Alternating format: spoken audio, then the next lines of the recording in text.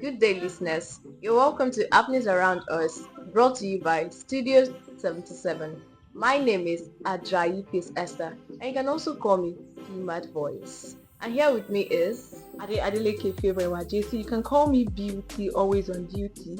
And we bring you the program Happenings Around Us.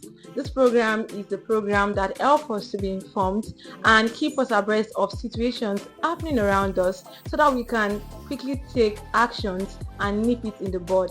Importantly, this program is not to castigate or justify anybody's actions or inactions, but to keep us abreast, informed about what is happening around us in our states and Nigeria at large.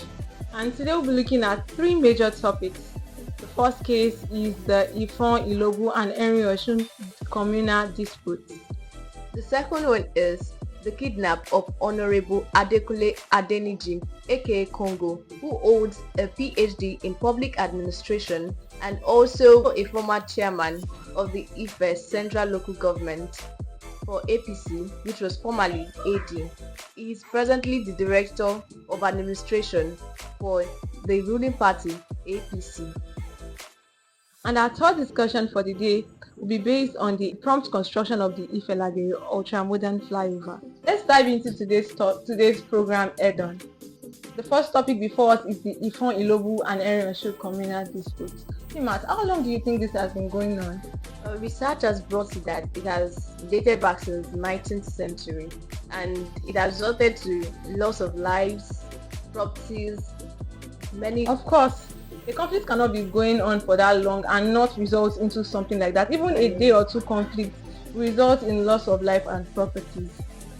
Now, if we are to look at the history, we'll see that it was actually help that the Ilobu community tried to offer the Ifon people. The dispute is primarily on land ownership and boundary delineation. Research has said that the Fulani invaders invaded the Ifon community, and the Ifon community went to the Ilobu community for help. And indeed, the Ilobu community helped the Ifon community.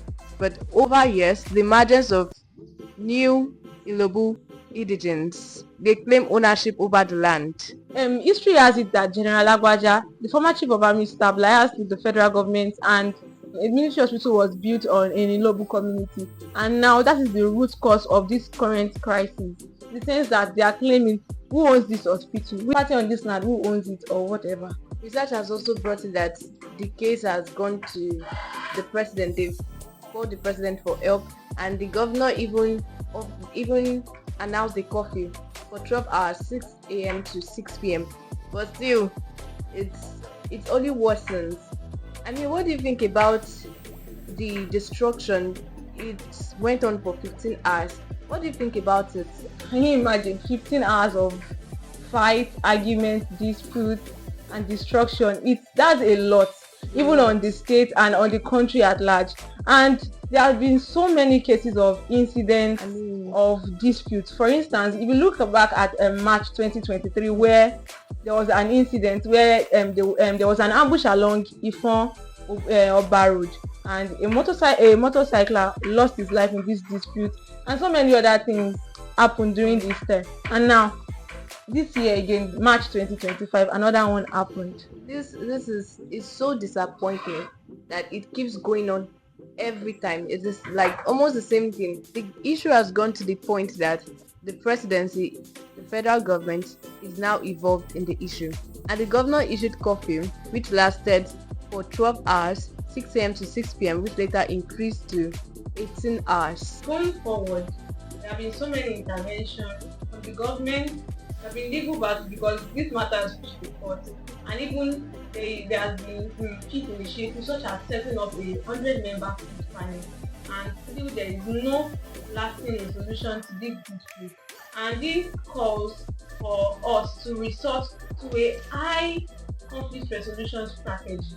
We implore the government to please ensure certain measures that would ensure lasting peace. And according to the theory of man and his environment, it is impossible for man to live alone. Why? Because man is a gregarious animal which means man is a social animal who cannot live without his immediate neighbors. So we implore to our members of the society that please let's love our neighbors. Let's let go of the excesses and improve peace, because with you, change can begin. And so this brings us to the next topic of discussion, which is the kidnap of Honorable Dr. Adeniji Adekunle. Honorable Dr. Adeniji Adekunle is a PhD holder in public administration and was a former assistant registrar in Obafemi Awolowo University, Great Ife. He was also a chairman of the Ife Central Local Government in the ruling party, AD, which is presently known as APC, and now is the present director of administration in APC. This tells us how learned the man we are talking about is, and we learned that this kidnap happened of January 2025, and it shows that the kidnap has been for about 2 months now, and we've not had anything from the APC government. He was kidnapped alongside with 3 other people, his brother's wife and son, and it's so sad because we learned that the brother's wife body was found somewhere around Niger State. We've not had anything concerning this matter from the APC government or from his family members or even the security agents. Nobody is saying anything.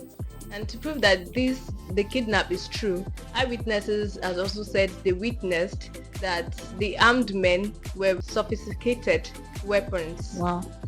And the APC board members have not said anything. The spokesperson has not said anything. And we are wondering why.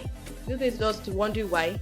We heard that they said they don't want to say anything because they don't want the kidnappers to know who exactly. But is it possible to kidnap him without even knowing who he is? I think they of course have a target. They of course have a goal and why they actually went there. So they actually knew who he was, exactly. Definitely, and they demanded a huge sum, which I don't think, if they don't know who he is, they won't ask for such. And this concerns us because he's a great Ife, just like us, and this is why we are talking about it. And is a member of the ruling party in our country, and what concerns the country concerns us as citizens of the country. And also, he was kidnapped on the line of duty. If he was not given that position, I believe he would not even be in Abuja, not to talk of being kidnapped. It only exposes the fact that he is the responsibility of the government. Yes, the government has 2 options. Either they pay the ransom, 350 million naira ransom demanded by the kidnappers, or they organize security agents that can go ahead and rescue this man from his captives. Yes, or at least say something about this issue.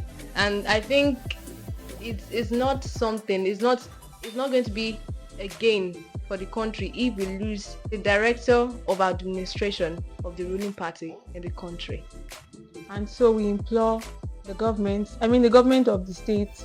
Yes, it might not be working for the state government, and even though the government has differences in their parties, we believe that he's still a member of the state, and so we are imploring the Osun State governor to help us and do something about this kidnap. And this moves on to the last discussion on this program. Actually, this is exciting. Exactly. The construction of the Lagere ultra-modern flyover. We are so glad to the governor for making this thought a reality, not just thinking about this, but bringing it into reality. And we cannot wait for the completion of this flyover. Because we believe that if you have the temerity to criticize someone when they do the wrong thing, I think it's not of duty to also commend them when they are doing the right thing. So we commend our governor for the prompt construction, because we even heard that he gave it to the best contractors, and they are working day and night, even weekdays and weekends, even for the prompt construction. And we believe that it will be delivered on the date as mentioned by him, September 29th, 2025. Thank you for thinking about what will make life easy for the citizens and the member of the society. So with this, we've come to the end of happening around us, and I believe we've been able to learn one thing or the other and also be informed about the situation happening around us. You can do well to share your opinion in the comment section and also follow us for more updates. And also, if you have anything you want us to discuss here and bring awareness to the government about, you can bring it on the comment section. I remain Ajayi Esther. You can call me Peamat Voice. And I also remain Adeleke Favor Ewa Jesu. Beauty always on duty. Till we meet again. Bye. Bye.